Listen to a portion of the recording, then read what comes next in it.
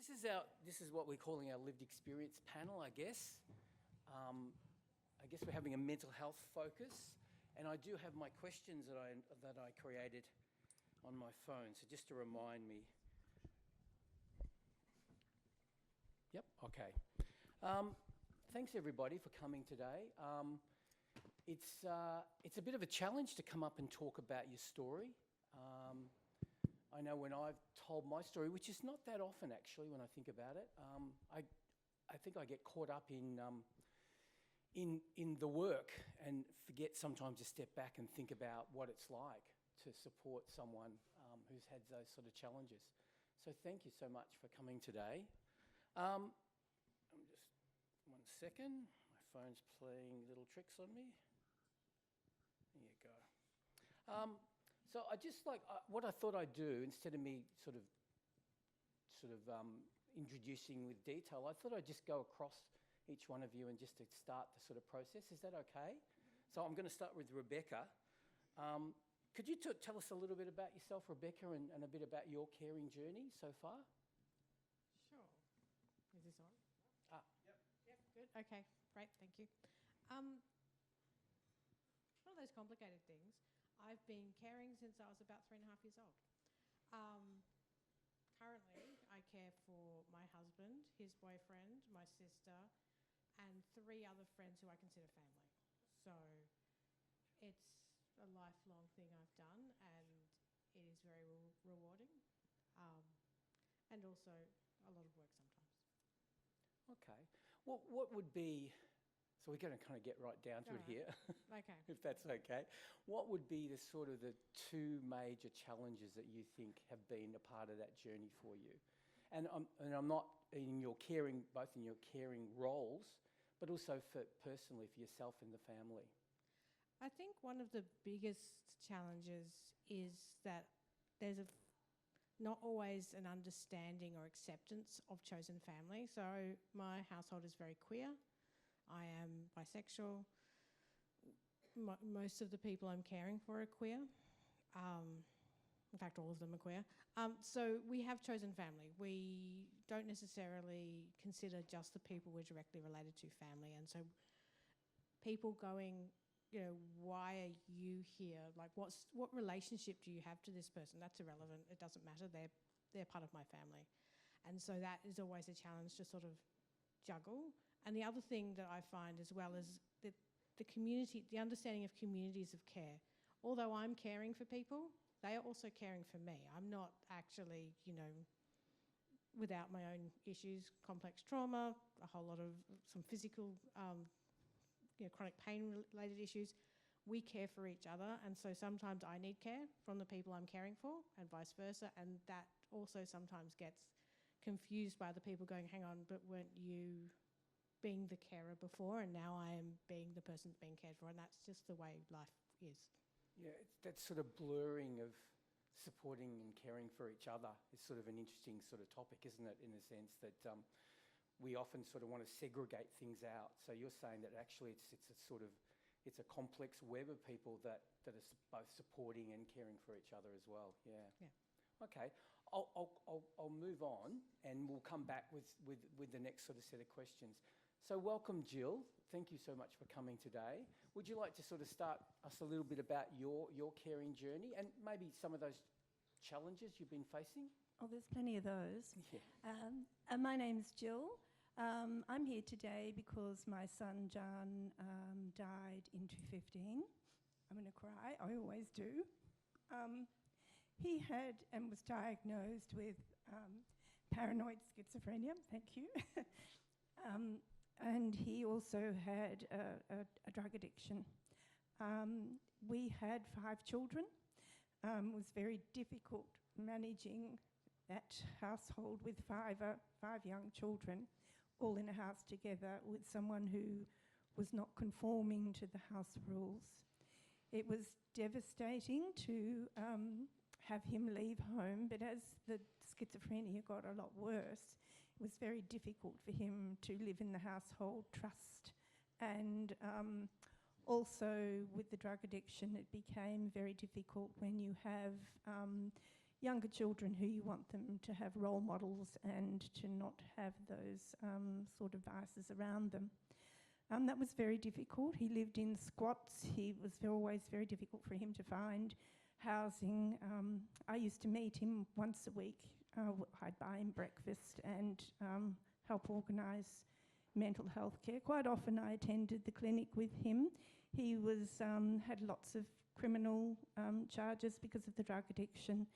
He was quite often non-compliant with medication, and he was then put on a depot injection, which obviously was a drama because quite often he wouldn't turn up for the injection, and then the police would have to take him to get the injection, which was very traumatic. And quite often finding him was difficult as well. So it was a very difficult journey. My husband was very supportive, but he died by suicide. He was my rock, and it was very difficult to carry on dealing with all of those issues on my own. I think when we look at the sector and the services at that time, I think it was very difficult with the rotation of psychiatrists in the sector. Quite often then with funding cuts, you couldn't see the psychiatrist, you only had your caseworker, and that was sometimes not working.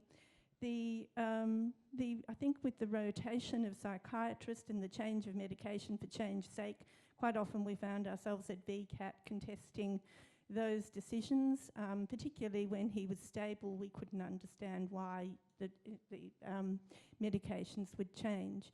So I think as a carer, you have to be so many things. You have to have so many hats on, and it is complicated. And then also you're looking after, elderly parents. You're looking after your younger children, and you're looking after yourself. And you always seem to come last. So I think it is complicated, and I absolutely, if the other carers, I know you're out there, just know that we appreciate the work that we do. It's quite often unpaid, unappreciated, but you're all doing a great job. Thank you so much, Jill. What resonates with me, what you're saying? You okay? Yeah. Thank you so much for sharing that. I know it's not easy, but this is a fantastic opportunity, and I know you want to take that. That I think what sort of resonates with me is that sort of the consistency that you need when things are so unstable at home. Unfortunately, it's really hard for services to offer that, and I think that's always something that it's been echoing around for the last 40 years in my experience in psychiatry and mental health as well. So I think it's a really profound sort of kind of idea. I don't know what the answer is, and I'm going to go back and ask you about some of the things that work for you as well. But it is that consistency is a real bugbear if it doesn't happen. So thank you for sharing that with us. Okay, thanks. Finally, would you like to introduce yourself? Hi, I'm Lily. So I had quite a difficult childhood. So my father was paranoid schizophrenic as well, and my and my mother had borderline personality disorder, so it was a bit chaotic, to say the least. And so father left the home very young because he was quite violent. And so I was living mostly with my mother, who was pretty much incapable of taking care of herself. So that was most of my upbringing until about a year ago. So I think one of the big challenges is the lack of very stable support for the person that has these challenges. Often my mother would do something very drastic to be able to then go to an emergency service, which was her solution, I guess. But as a young child, it's very difficult not to put that on yourself as a failing. And I think once she would go to these, and same with my father, once they would go to these emergency services after doing something a bit more extreme, then they would kind of just get thrown back into the home.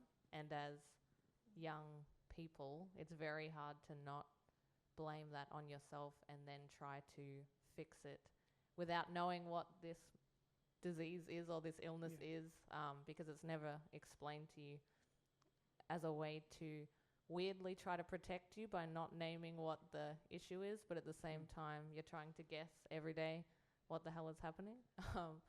So that was, one of the big challenges is not understanding what was happening, because, you know, these emergency services don't come back and go, hi, this is what's going on, this is what your parent is experiencing. So that was one of the key challenges. Yeah. Other than, you know, the obvious trauma of it all, that that was one of the key challenges with services. What do you think? What do you? Well, at the time, but I guess reflecting back now, what do you think that wasn't done? You know, and it's sort of just sharing some information, you know, which is a pretty standard thing to family members. What in your case, what do you think sort of prevented that, or what happened? Do you have any sort of speculation about it? So it was just my mother as the sole parent in the house. So we were technically minors. Yep. So that could have prevented some of the sharing with us.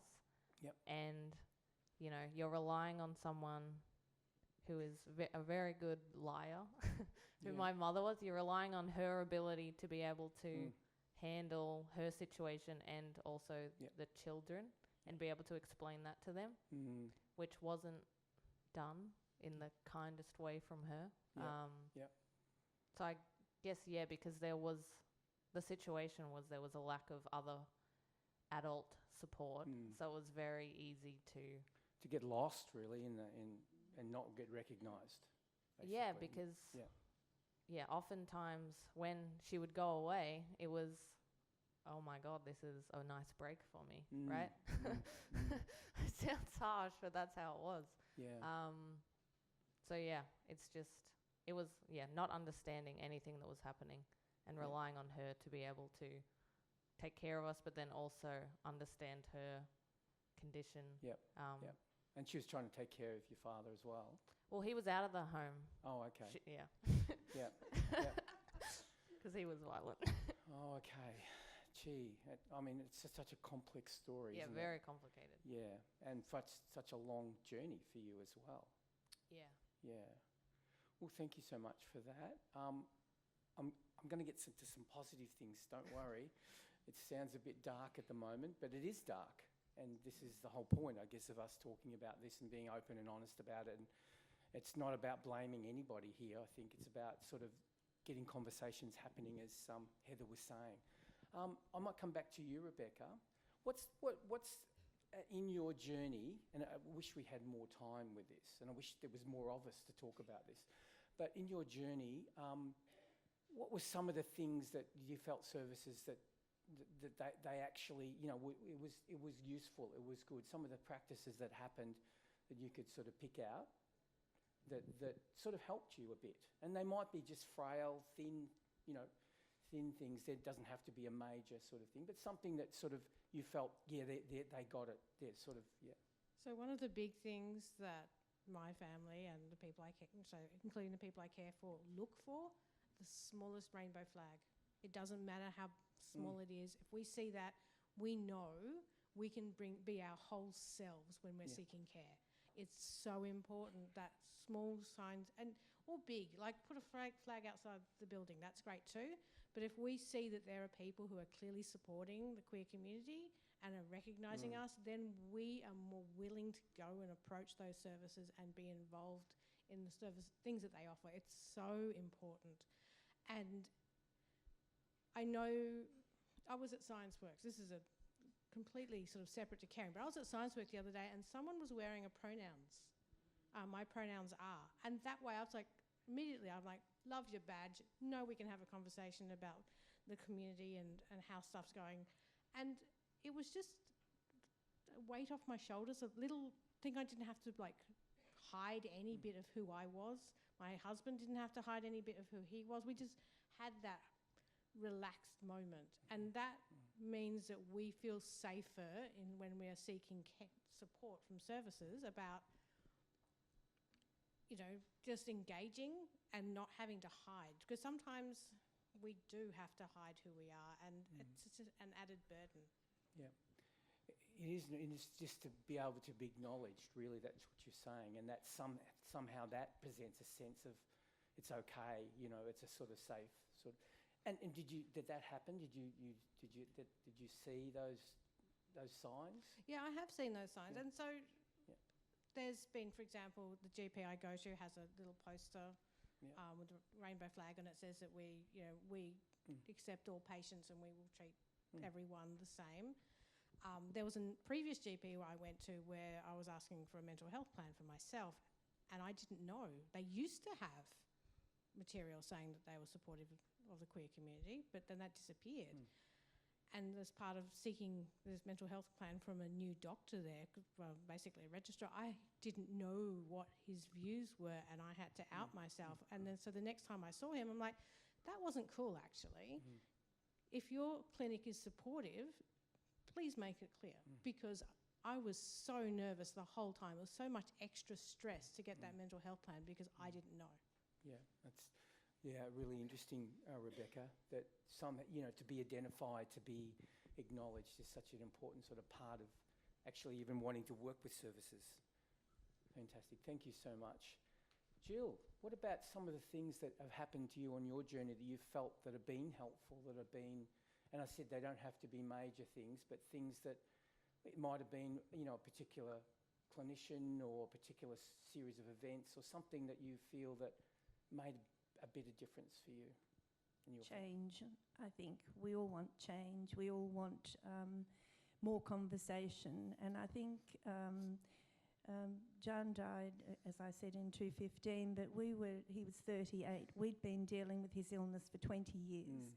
And the conversation now with people with mental illness and a dual diagnosis with drug addiction is very different to what it was. Right. You were considered almost a failed parent, and not just from society, but from your family. I remember an aunt said we were at a function once and she was talking about my sister's children and she said, "Oh, she's a really good mother."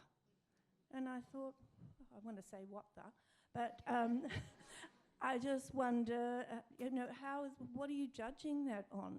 I've got 5 children, a couple of them are at university. So I think change is such a positive thing.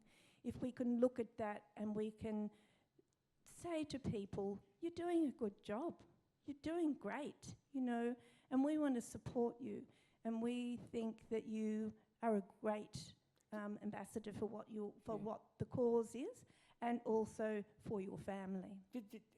Was there instances where that kind of happened, where you did get that feedback? Have you got any examples of that? Well, it's nice if it comes from your inner sanctum as your family. I think that. What about from services? From outside the services, I think that there was always empathy, and I think there was also a lot of support. I remember John had a caseworker once. She was a little dynamo. She was just absolutely amazing, and she just got on with stuff, and she and she always said to me when we were dealing with things very, very early on, "You'll get through this. You're strong. You're resilient, and you're a great mum." And I think that is so important because we all want to be great mums. We all want to be great parents and carers, and I just think that acknowledgement is so important when you're doubting yourself, because quite often I doubted myself that I was good at anything really at that particular time.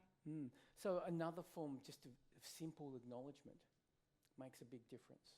Yes, and I think and it's across the board. I think it is when you're dealing with someone who has a drug addiction, from them as well, or to just say and I think this is probably everybody takes it for granted. But when you've got a child who has mental illness, they sometimes forget everything is about them.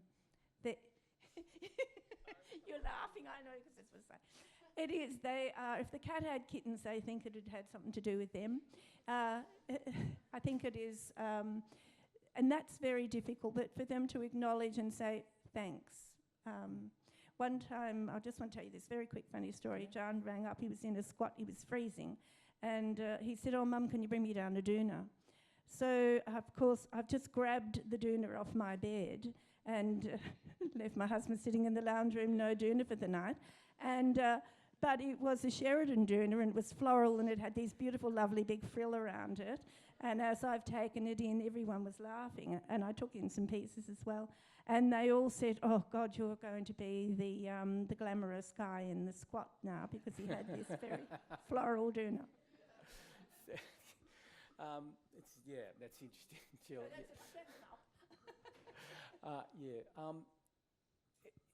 So those small acknowledgements, again, I just wanted to highlight that fact. This is not rocket science here, is it? It's just sort of reaching out. And I know sometimes, people are frantic with trying to support, services are frantic trying to support people. And how do they sort of remember that? How are they mindful of those simple sort of gestures? It's not easy, I understand that, but I think it's your witness today that how much that means to people to be acknowledged. That's really lovely. Have you got something else? Yeah. I'm thinking about the positive things now. Something that sort of worked for you, for yourself, Yep. as a so-called young carer, but Yep. for the whole family. Yeah. I just want to quickly echo what Jill said please. about acknowledging, what's going on. I mean, my father committed suicide as well, and the family, wouldn't even echo the word mental illness. It was very hush-hush. So coming to an open space where you acknowledge, the truth of what's happening, it's great. Okay, but on to the good stuff. So when I was a young teenager, I got involved with a young carers program, and it was basically, going out with other young people doing stuff like going to the movies, maybe going bowling.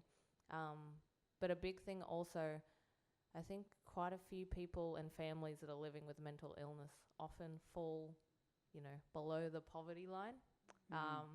Lots of nods of the head there.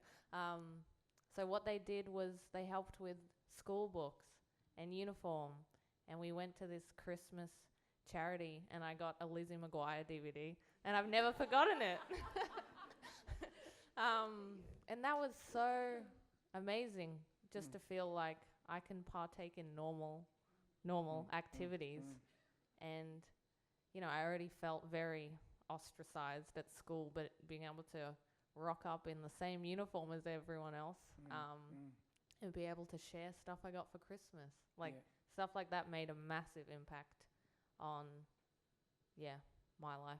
Yeah, so just those material things, just to feel that you're part of the community again and not just somehow a feeling a stand part out. of some community, because living in that environment, I barely left the house because I was so, my fear was up here trying to take care of my mother in case something happened. So just being able to, be in society with people that I know wouldn't, judge me. And just being able to partake in normal, again, quotation marks, things. Again, it's sort of having other people around that had that similar kinds of experiences obviously made a big difference as well to you. And I also think something for myself as a child, like everything, again, echo what Jill said, everything was about my mother and father. Legitimately everything. Like any achievement I had, no one was ever there. It was just me on my own. So I think getting something that was just for me and had nothing to do with someone else was, very nice.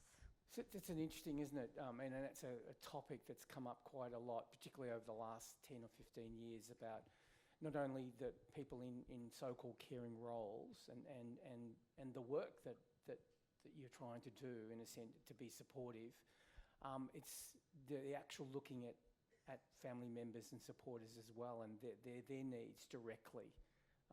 And it's sort of funny because we're talking about trying to encourage more relational processes, but sometimes we also have to figure out people in those relationships. It's not equitable sometimes, and I think that people miss out. And as you're saying, you could easily miss out on a whole lot of things because the attention's focused on the person that's suffering them. So a really interesting story. Thank you so much. I'm not sure time. Yes. Can I just go one round? What I'd like, if you can, and it's up to you if you feel comfortable, what would be, like, we're going to say one key message that you'd like to services to hear from your perspective? So I'll start with Rebecca. The first one that comes to mind just now after the discussions is that young people shouldn't be carers.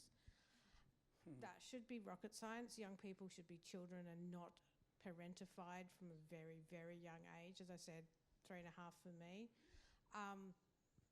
If you're in a service and you find that young people are doing the majority of the care work, you need to put more resources into helping, because kids need to be kids, because otherwise we grow up with trauma for the rest of our lives, and that's not fair. That's going to be my takeaway message today. Not the one I'd written down earlier, but it definitely is now.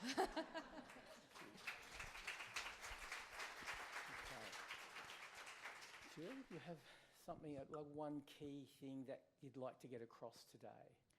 I think it is acceptance and understanding, empathy. I think a lot of people think that that's there, but there is still a stigma with mental illness, and in particular drug addiction and mental illness. Yep. And I'd like there to be a lot more change in that area. I know it's coming, and I know it's moved a lot since 2015, but not far enough. At the moment, I'm a member of a group called COGA, which is Keep Our City Alive, and we're trying to get another safe injecting room in the city of Melbourne, which the Victorian government has agreed to, just can't find a new or a position for it. And look, I understand that. It's not an easy decision to make, but it's so desperately needed, because these people, if you go to the Richmond Safe Injecting Room, they're with their tribe. I just know if John was alive, it would have made such a difference for him to be able to go there. And it is just brilliant, and I just know he would have loved it. They have all the services there. He would have been with the people who, and I think with mental illness and paranoid schizophrenia is that they don't trust anybody, that they're lonely, but they don't know how to make friends, keep friends. Also, the other thing with mental illness and the drugs that they're prescribed, a lot of them, they shut them down and make them very, very into themselves, and they can't really communicate with other people. And so therefore, with my son, he decided he would use stuff that would speed him up, which was ice. And I think that this is another thing that we need to look at in our community about why there is such a strong connection between mental illness and drug addiction. Yeah, well, that's exactly my thought. It's another complex issue, isn't it, that's very apparent. And for both mental health services and ALD services, it's a time to join, absolutely. Thank you so much. Finally, do you have one key message that you'd like to sort of share?